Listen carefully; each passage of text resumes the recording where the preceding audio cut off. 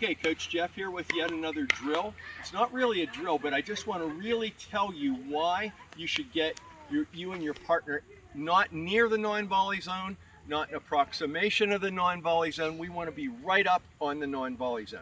How do we get points at the non-volley zone? By hitting the ball down. The further back you are, the more you expose your feet. The more you expose your feet, the easier it is for us to hit down at your feet and get the point.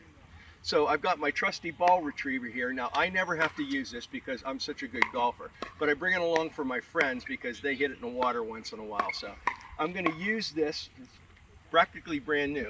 I'm going to use this to kind of demonstrate why you should want to be behind that line just a couple inches.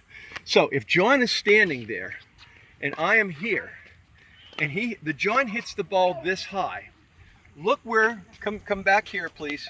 Videographer, come back here and look down the line. Where's that ball going to go?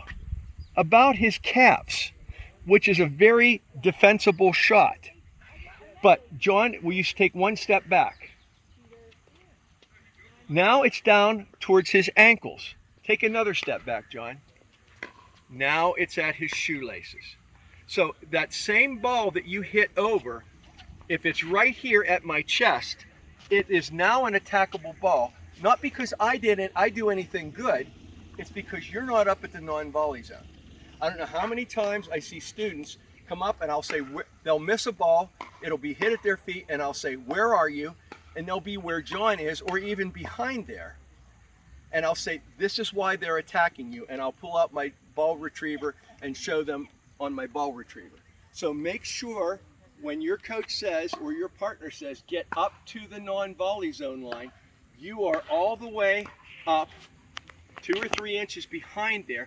That's where you want to be, not close to there, not a foot behind it. The closer you can stay to that non-volley zone, the more success you'll have at the line. This just shows you another angle, whereas if he hits the ball at chest high, I'm still hitting it right at about his calves. He can easily bend down with his paddle and get that. Back up one step. Now it's at his ankles. He has to go even lower than that. And back up one more step, John. Now it's at his feet. And he has to collapse all the way down. If he does get it, chances are it's going to be a pop-up and we're going to have problems.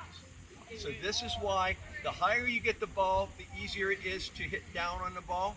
The lower you get the ball, the more advantageous it is for you and your partner.